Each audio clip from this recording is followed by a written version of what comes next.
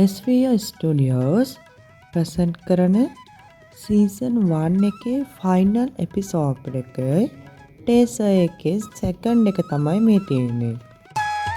වෙනදා වගේම අපේ වීඩියෝස් වල අන්තර්ගත හැපි, කාම්, රිලැක්ස් කියන ෆීලිංස් තුන එකතු වෙලා තමයි මේ වීඩියෝ එකත් එපිසෝඩ් 8 උත් නිර්මාණය වෙලා තියෙන්නේ.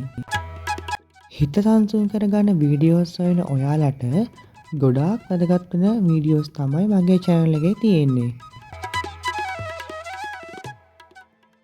ආලෝකය, විරහව, සැමරීම්, සිතූ වැදගත් දේවල්.